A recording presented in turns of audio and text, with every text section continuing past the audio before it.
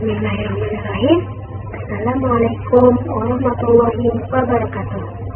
Perkenalkan, saya perwakilan dari kelompok 6 akan mempresentasikan tentang mata pelajaran Quran Hadis di tingkat SMP SMP, yang dimana kami beranggotakan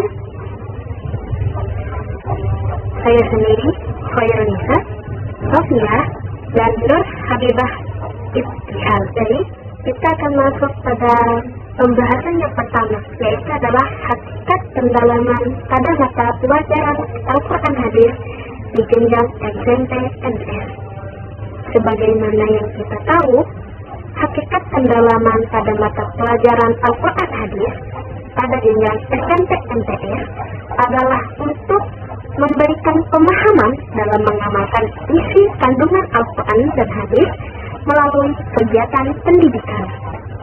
Kemudian masuk pada tujuan mata pelajaran Al-Quran Hadis pada jenjang SMP MTS, yang dimana secara umum tujuan mata pelajaran Al-Quran Hadis adalah untuk membentuk generasi muda yang memiliki pemahaman yang baik tentang ajaran agama, berakhlak mulia, dan mampu mengamalkan ajaran Al-Quran dan Hadis dalam kehidupan sehari-hari. Ada beberapa tujuan pembelajaran Al-Quran Hadis di jenjang SMP MTS, yaitu pertama, kemampuan membaca dan menulis Al-Quran. Yang kedua, memahami isi kandungan Al-Quran dan Hadis. Ketiga, pengamalan ajaran Al-Quran dan Hadis. Yang keempat, menumbuhkan rasa cinta terhadap Al-Quran dan Hadis.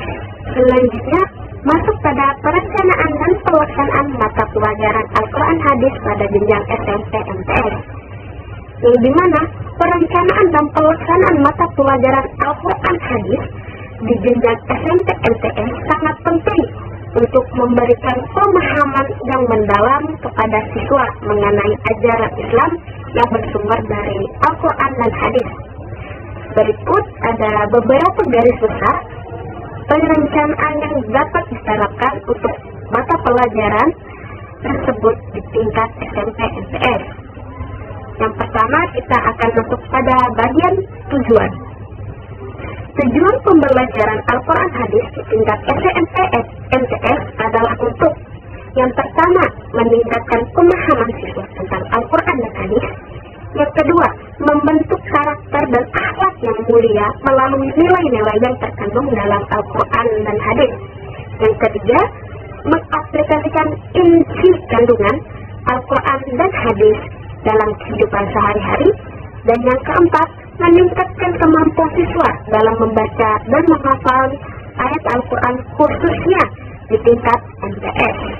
Yang kedua, kita masuk pada materi pembelajaran, yang dimana materi pembelajaran Al-Quran dan Hadis dapat dibagi menjadi beberapa pokok bahasan yang disesuaikan dengan kurikulum yang berlaku. Yang pertama, Al-Quran, yang dimulai dari pengenalan Al-Quran, memahami ayat-ayat Al-Quran, dan juga menghafal Al-Quran. Selanjutnya ada Hadis, yang dimulai dari pengenalan Hadis, memahami, yaitu ada yang memahami Hadis, dan yang ketiga, mengaplikasikan hadis dalam kehidupan, yang dimana pengenalan hadis ini dimulai dari definisi dan sejarah hadis dan jenis-jenis hadis. Setelah itu ada memahami hadis, yang dimana hadis-hadis sahih yang sering dijadikan pedoman hidup, dan juga hadis mengenai akhlak dan etika. Setelah itu ada mengaplikasikan hadis dalam kehidupan, yang dimana dan dicontohkan adalah mengaplikasikan hadis dalam kehidupan sehari-hari. Kita masuk pada yang ketiga, yaitu metode pembelajaran. Ada beberapa metode yang bisa digunakan untuk mencapai tujuan pembelajaran Al-Quran dan Hadis. Yang pertama, yaitu pasti adalah metode ceramah, yang dimana guru menyampaikan materi dengan detail dan rinci, termasuk sejarah dan tafsir ayat-ayat Al-Quran serta penjelasan hadis. Yang kedua ada diskusi kelompok, yang dimana para siswa membentuk kelompok untuk yang kemudian didiskusikan untuk membahas ayat-ayat Al-Quran atau hadis tertentu dan mengaitkannya dalam kehidupan sehari-hari. Yang ketiga ada penyuluhan atau workshop yang dimana para guru mengadakan workshop tajwid dan hafalan Al-Quran atau pemahaman hadis secara praktis. Setelah itu ada praktek langsung yang dimana para guru mengajak para siswa untuk menghafal dan membaca Al-Quran dengan tajwid yang benar dan fasih. Yang kelima ada media pembelajaran yang dimana guru menyiapkan suatu media untuk yang dimana guru menyiapkan media seperti video pembelajaran tentang tafsir Al-Quran atau hadis untuk memperkaya pemahaman siswanya. Selanjutnya kita masuk pada keempat, yaitu evaluasi pembelajaran yang dimana evaluasi ini bisa dilakukan dengan berbagai cara.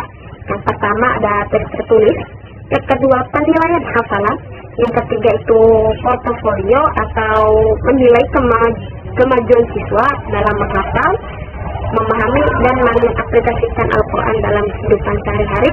Dan yang terakhir yaitu observasi, yang dimana menilai sikap dan perilaku siswa yang mencerminkan pengamalan Al-Quran dan hadis. Selanjutnya yang kelima itu ada alat dan sumber belajar, yang itu ada Al-Quran dan terjemah. Yang kedua itu ada buku tafsir. Yang ketiga itu kumpulan hadis-hadis, dan yang terakhir itu ada video pembelajaran, yang dimana alat dan sumber belajar ini digunakan untuk memberikan pemahaman yang lebih detail kepada para siswa agar siswa lebih mudah untuk memahami dan mencerna yang disampaikan oleh gurunya. Baiklah, kita akan masuk pada evaluasi mata pelajaran Al-Quran dan hadis di jenjang SMP/ITS, yang dimana evaluasi ini mencakup beberapa aspek penting yang dirancang untuk menilai pemahaman siswa secara menyeluruh. Berikut ada beberapa jenis evaluasi. Berikut ada beberapa bentuk evaluasi yang umum diterapkan. Yang pertama, kita masuk pada jenis evaluasi, yang dimana ada 3 jenis, yaitu ada kognitif, yaitu mengukur kemampuan siswa, mengukur pengetahuan dan pemahaman siswa tentang materi Al-Quran dan hadis melalui tes tulis seperti pilihan ganda dan uraian. Yang kedua itu ada afektif, yaitu menilai sikap dan nilai-nilai yang diinternalisasi siswa selama pembelajaran, biasanya melalui observasi dan penilaian perilaku. Yang ketiga itu ada psikomotor, yaitu mengukur keterampilan praktis seperti hafalan Al-Quran yang seringkali dinilai melalui ujian ulangan praktik. Selanjutnya ada metode evaluasi, yang dimana sudah dijelaskan di awal tadi, yaitu ada 3, yaitu ada tes tertulis, penilaian praktik, dan observasi. Yaitu setelah itu kita masuk kepada proses evaluasi, yang dimana proses ini dilakukan melalui beberapa tahap, yaitu tahap perencanaan, kedua itu pelaksanaan, dan ketiga itu adalah hasil dan umpan balik. Yang keempat adalah hasil evaluasi. Hasil evaluasi ini sering kali menunjukkan tingkat pencapaian siswa dalam memahami materi dengan standar nilai yang ditetapkan. Penilaian ini bertujuan untuk memastikan bahwa siswa tidak hanya memahami teori, tetapi juga mengaplikasikan pengetahuan mereka dalam kehidupan sehari-hari. Mungkin itu saja yang bisa kelompok kami sampaikan. Kurang dan lebihnya kami mohon maaf. Saya akhiri. Assalamualaikum warahmatullahi wabarakatuh.